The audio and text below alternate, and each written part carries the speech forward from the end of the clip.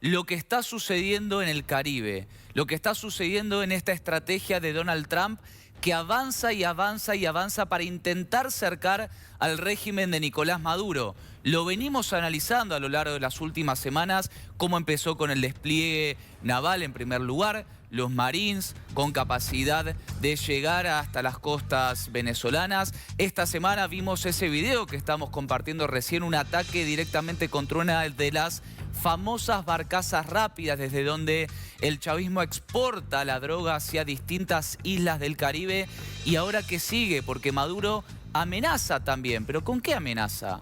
¿Con qué capacidades amenaza? Pero sobre todas las cosas, ¿cuál es la estrategia que está desplegando y que desplegará el Departamento de Estado de los Estados Unidos para las próximas semanas? Y rápidamente vamos a ir en conexión con Pedro Uruchurtu. Él es uno de los principales asesores de María Corina Machado. Estuvo, vamos a decirlo, de rehén en la Embajada de la Argentina en Caracas durante aquellos meses tremendos en los que 5 asesores de María Corina Machado tuvieron que sobrevivir a todo tipo de presión por parte del régimen, pero ahora se encuentra en Venezuela. Así que, Pedro, antes que nada, gracias por este tiempo con TN Internacional y preguntarte cuál es tu percepción, cuál es tu sensación ahora que estás viendo esta situación desde los Estados Unidos.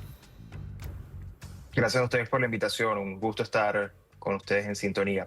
Mira, yo lo que creo que lo que está ocurriendo no es otra cosa que la respuesta de la comunidad internacional y en concreto de los Estados Unidos a partir de lo que ha sido una denuncia que hemos hecho durante años, que es el régimen, lo que es un régimen criminal. Es decir, la naturaleza del régimen criminal se ha venido denunciando desde hace mucho tiempo y finalmente, luego del 28 de julio del 2024, el régimen decidió avanzar en esa naturaleza como nunca y mostrarse como lo que es.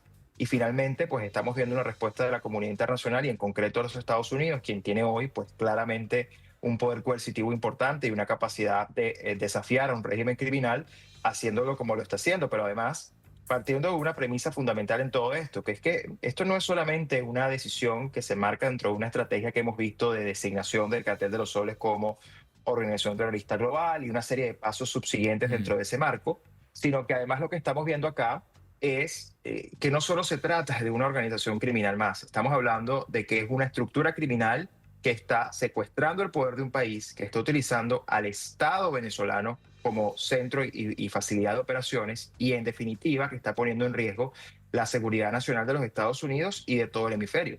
Entonces, cuando tenemos toda esta combinación de factores, obviamente Estados Unidos está haciendo esto junto a sus aliados regionales en función de su seguridad nacional, pero al mismo tiempo entendiendo lo que significa la permanencia de un régimen criminal en el poder en Venezuela.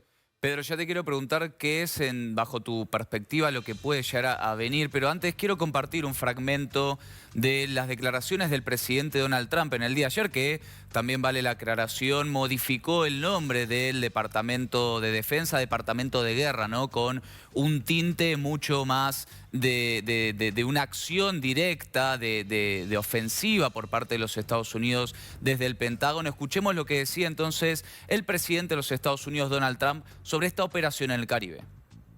Well, we're not talking about that, but we are talking about the fact that you had an election which was a very strange election, to put it mildly. I'm being very nice when I say that. I can only say that billions of dollars of drugs are pouring into our country from Venezuela.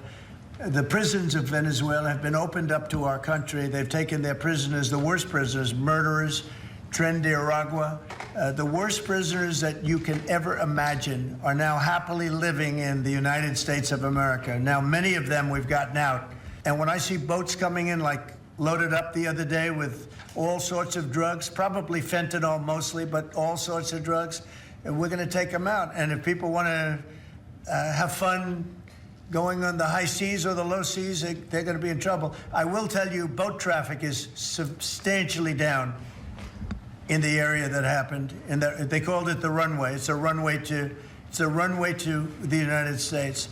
And boat traffic is very substantially down on the runway. You can imagine why.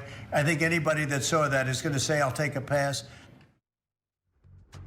Bueno, claro, el presidente de los Estados Unidos decía, ¿no? El tráfico ha disminuido considerablemente desde que empezó hace 2 semanas este despliegue naval en el Mar del Caribe. Vamos a repasar en un mapa para también entender cuál es la estrategia de los Estados Unidos y entender la importancia, ¿no? De por qué el despliegue de estos buques destructores, de estos aviones de patrullaje, estos helicópteros. Ahora también se suman los aviones caza militares. A ver.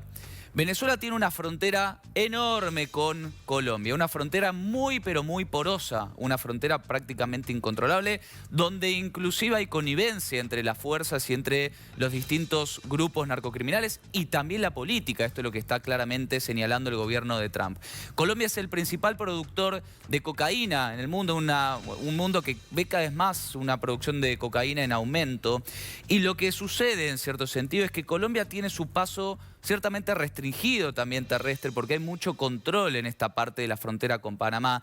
Parte de esta producción entonces va hacia Venezuela con la connivencia también de los militares venezolanos y parte también con ese resguardo hacia las islas del Caribe. Y desde aquí es lo que dice el presidente de los Estados Unidos, continúa rumbo hacia el norte, continúa rumbo hacia la frontera de los Estados Unidos. Por eso toda esta barra protectora, vamos a llamarle, que el gobierno de Trump montó para frenar el flujo, ¿no?, de la droga. Pero también está aquí la flota fantasma, esa famosa flota desde la cual el chavismo se nutre de los dólares que no puede o no logra conseguir de otro lugar. Una flota que vende el petróleo crudo hacia Irán, que va también hacia China, que va también, ¿por qué no?, algunos recursos hacia Rusia.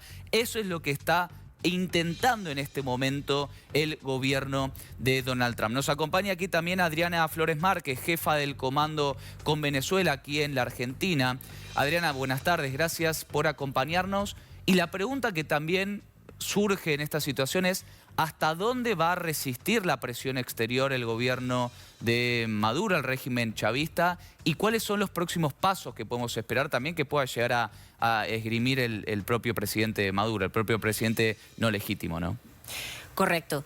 Mira, primero que nada, entender la naturaleza del régimen al que nos estamos enfrentando. Durante muchísimos años, María Corina había hecho mucho énfasis en el hecho de que nosotros nos estábamos enfrentando a una organización más allá de criminal, narcoterrorista, y que justamente estas declaraciones del gobierno de los Estados Unidos y de los distintos gobiernos de la región que han dado fe de esa situación es muy importante para darles el tratamiento además que merecen como criminales que son. Entonces ahora las próximas acciones y esto además vienen causados desde hace ya bastante tiempo por las mismas fuerzas internas de los venezolanos dentro y fuera del país que hemos luchado y que el 28 de julio fue muestra de ello. Hoy en día tenemos nuevo presidente que es Edmundo González Urrutia y que quienes están hoy en el poder usurpando el poder son criminales que tienen que salir lo más pronto posible por seguridad no solamente de los venezolanos sino también por seguridad de la región. Quiero sumar a Pedro para preguntarle y consultarle. A ver, Pedro, obviamente ustedes tienen muchísimos contactos en el terreno también dentro de Venezuela. ¿Cuál es la información que están recibiendo sobre, indudablemente el régimen se sostiene en base también a esta fidelidad de los militares, a los generales que le responden directamente a Maduro? ¿Hay alguna posibilidad de que se empiece a resquebrajar también ese respaldo que tuvo o que tiene hasta el momento? Varios elementos acá a destacar. Lo primero, y en relación al video que mostrabas del presidente Trump hablando sobre lo que está ocurriendo en el Caribe, no solamente, y fíjate que habla del 28 de julio, habla del proceso fraudulento, es decir, ellos entienden perfectamente quién es el régimen, entienden perfectamente que en ese sentido es un régimen que se robó una elección, que es ilegítimo y que además está causando problemas, insisto, ahora ya dentro de los Estados Unidos. Es decir, ya el régimen no se etiqueta solo por sus crímenes de lesa humanidad, por su terrorismo de Estado y por su dinámica criminal fuera de los Estados Unidos, sino que ya está teniendo consecuencias sobre ciudadanos americanos. Y eso ya lo convierte en un problema de seguridad nacional. Eso por allí. En segundo lugar, esto no es una operación en solitario, es una operación que Estados Unidos, precisamente al darse en el Caribe, incluye a otros aliados, en particular aliados europeos con territorio de ultramar, ¿no? Francia, Países Bajos, Reino Unido, entre otros. Y en concreto, con lo que tiene que ver con lo que está pasando adentro, bueno, claramente al final, dentro del país, el 90% de los venezolanos está unido en torno a su deseo de que esto cambie. Y eso incluye a los militares también, o a una buena parte de ellos. Y vale recordar lo que ocurrió el propio 28 de julio. El 28 de julio, el haber conseguido las actas como se encontraron en tiempo récord no hubiera sido posible si militares no hubieran cooperado en la obtención de las actas. E incluso voy más allá. En los centros electorales está constatado, en donde votaban mayoritariamente militares, ganó Edmundo González Urrutia el proceso. Pero si queremos ir incluso a hablar de grietas y de fracturas en el sistema, está nuestra propia operación de escape. Nuestra propia operación de escape de la embajada no hubiera sido posible si en ese sistema no existieran grietas. Y al final, lo que se trata de esto entonces es de aplicar presión por todas las vías posibles, de manera que se desmantele este aparato criminal y desde luego que esas fracturas al profundizarse faciliten la transición. Por eso es que al final yo quiero insistir en esto. Lo que está haciendo Estados Unidos obedece a un objetivo de ellos, de su interés nacional. Ahora, ¿en qué coincide con nosotros? En que ellos están desmantelando un cartel que está encristado en el poder en Venezuela y que para nosotros también es el obstáculo para la transición a la democracia. Por lo tanto, nos une el propósito común de entender que hay que desmantelar esta estructura criminal para poder cumplir ya el mandato del 28 de julio, donde los venezolanos, hay que recordar, ya eligieron un cambio de régimen y eligieron a Edmundo González Urrutia para encabezarlo. De manera que hay que decirlo, el país está organizado, está resistiendo, el país está perfectamente listo. Y quiero insistir en esto además, nosotros estamos listos ya para garantizar el control y la gobernabilidad del país apenas se concrete la transición. Que eso es muy importante porque a veces la gente tiende a hablar del caos, ¿no? Y de lo que puede ocurrir. La realidad es que nosotros estamos listos, hay un plan para tomar el control efectivo de la gobernabilidad del territorio una vez se concrete la transición, entendiendo la oportunidad que representa esto. A ver, Pedro, para pasarlo en otras palabras y así todos se entienden también, hay un plan directamente de gobierno, hay un plan de que si en un poco tiempo, en un mes, pongamos el plazo que sea, el régimen cae, hay un plan por parte y encabezado por María Corina Machado para asumir las responsabilidades de un Estado que indudablemente, y corregime Pedro, está roto, ¿no? Después de 26 años de chavismo también. No solamente un plan para tomar el control efectivo, sino para garantizar la gobernabilidad, que es lo más importante, y para que la transición sea impecable.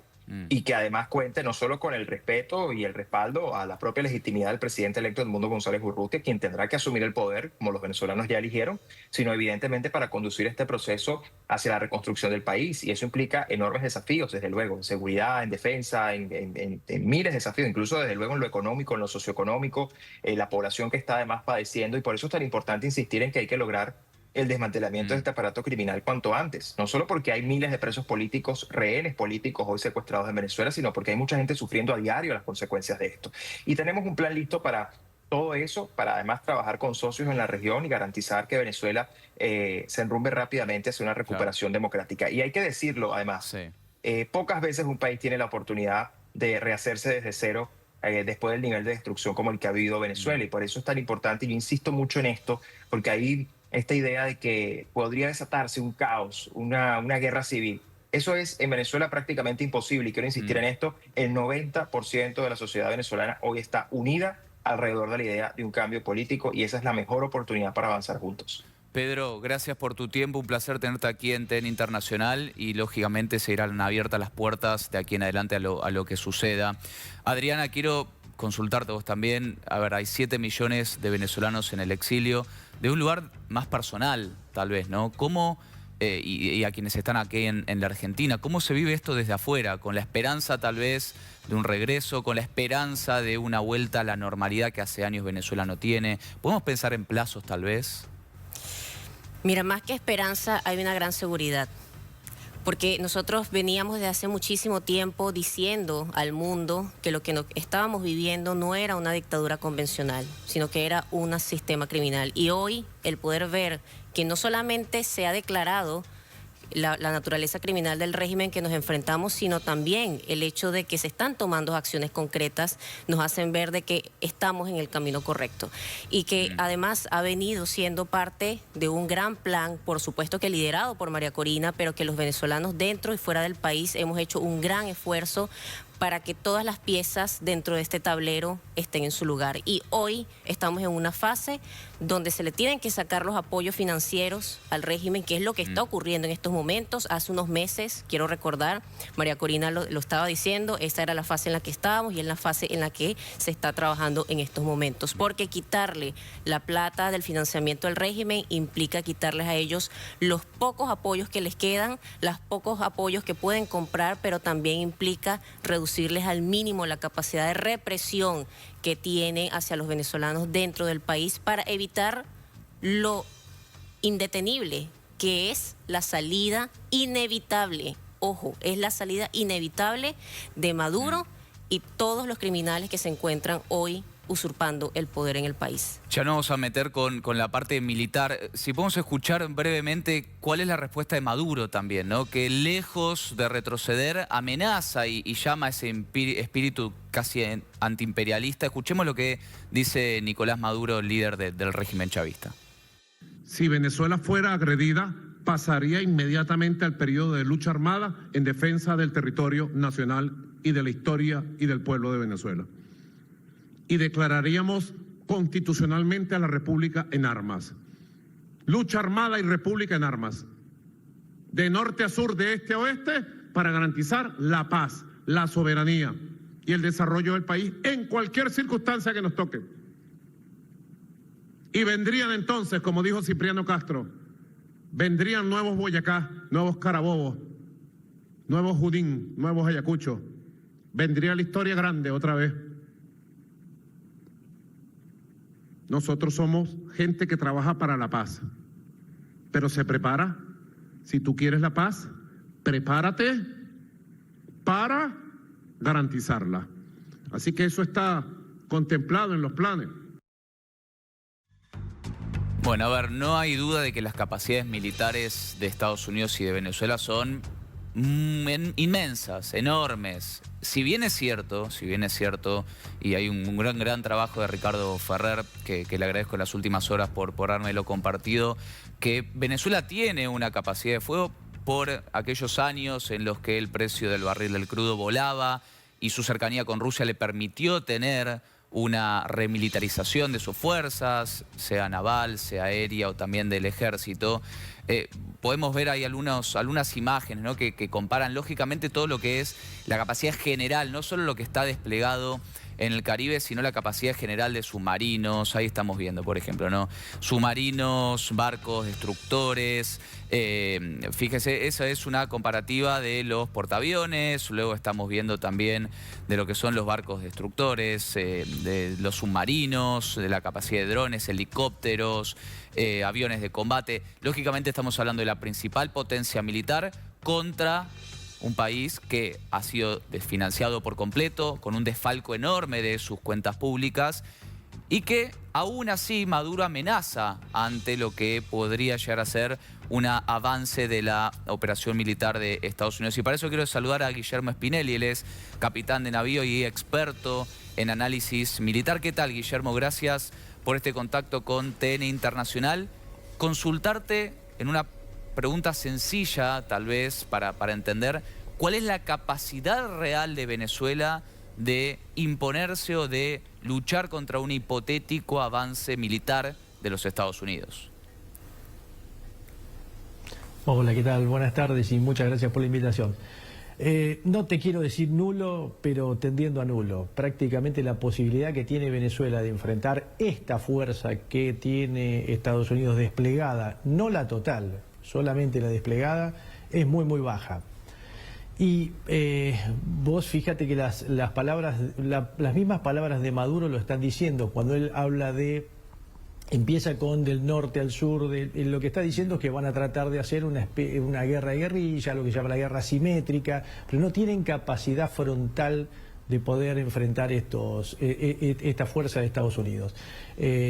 Para darte un ejemplo, la lancha esta que estaban pasando las imágenes que fue destruida, que llevaba una lancha muy interesante, hecha de madera, con 4 motores para desarrollar altas velocidades, pero fue destruida por las informaciones que tenemos por un dron, el MK-9 Reaper, que despegó aparentemente del Iwo Jima y le lanzó el mismo dron lo van llevando desde el mismo Iwo Jima, que tiene sus pilotos ahí, le lanza un misil que se conoce como Hellfire, es un misil antitanque, y lo destruye. Contra esas capacidades Venezuela poco y nada. También estoy casi seguro que no va a haber una entrada en fuerza de Estados Unidos a Venezuela. Ahí no tienen 4.500, según han dicho, de Marines para poder entrar y no da como para eso. Sí pueden hacer algunos golpes de mano, pueden tomar algunos lugares, pueden hacer algunos santuarios para pero nada más que eso. Y no creo que tampoco que quieran llegar a esas instancias. Yo creo que están aplicando presión como para ver qué es lo que sucede. Bueno, ayer, Guillermo, la CNN publicó un informe muy interesante con fuentes en off the record del gobierno norteamericano, en donde decían que no descartaban una operación terrestre muy específica contra algunos sitios, por ejemplo, de producción de drones que tiene también una vinculación con Irán, o algunos puntos de reserva del propio Cartel de los Soles o del Tren de Aragua. Digo, algunas operaciones muy específicas que sí se darían dentro del territorio venezolano y que por ahí despertaría, en primer lugar, una respuesta de las Fuerzas Armadas venezolanas y al mismo tiempo una respuesta más política de aquellos países que hoy pueden acercarse más en lo ideológico a Nicolás Maduro. Sí, pero vos fíjate que, por ejemplo, a ver, esas capacidades las tienen ya, las pueden hacer por medio de misiles Tomahawk. Ellos o lanzan el misil Tomahawk desde el submarino o desde los buques de superficie y pueden destruir específicamente esos puntos que vos me decís. Bien. Ahora, no creo que lo hagan a partir de un desembarco de tropas o un desembarco de tropas.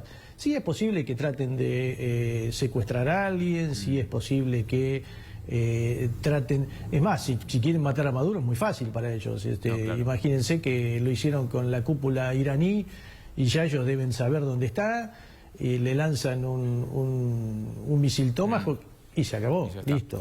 No hay mucho más que eso. Bien, Guillermo, te pido que nos esperes, ahora nos vas a acompañar con el tema que sigue, pero quiero darle el cierre también a Adriana. Adriana, ¿qué podemos esperar para las próximas semanas? Sí, fíjate que ahora estas acciones que se están llevando por parte del gobierno de los Estados Unidos, pero también por los distintos gobiernos de la región, van a terminar debilitando todavía más al régimen. O sea, recordemos que ellos están ya contra las cuerdas y de hecho en las últimas declaraciones que hemos visto de Maduro, donde más bien está buscando de alguna manera salvaguardarse o de alguna manera incluso buscando que el gobierno de los Estados Unidos baje la ofensiva, lo que significa que ya están en un momento donde realmente están de salida. Bien. Ahora, por supuesto que nunca hay que contar los pollos antes de que nazcan y aquí el objetivo es hacer que la presión sea todavía más fuerte en todo sentido, tanto interno como de forma externa, y que por supuesto que los gobiernos de la región hagan lo que corresponde. Y un dato muy importante que también quiero dejar en claro es el hecho de que estamos listos y preparados para asumir las riendas del gobierno como corresponde, como tuvo que haber sido el 28 de julio del año pasado, porque vamos a volver a una Venezuela tierra de gracia, donde además estamos preparados para todo lo que va a ser el gobierno de las primeras 100 horas, los primeros 100 días, el retorno de al menos, se calcula, ¿no?, de 30% de los venezolanos en el corto plazo, y que bueno, básicamente todo esto que se está haciendo no es de forma improvisada, todo esto que se está haciendo no es por obra y gracia del Espíritu Santo, sino que corresponde a un plan bien estructurado que María Corina ha venido liderando desde hace ya bastantes años y que hoy estamos viendo el fruto de todo ello. En otras palabras, vamos a volver a casa muy pronto. Adriana Flores Márquez, gracias por acompañarnos. Es la marcha del león.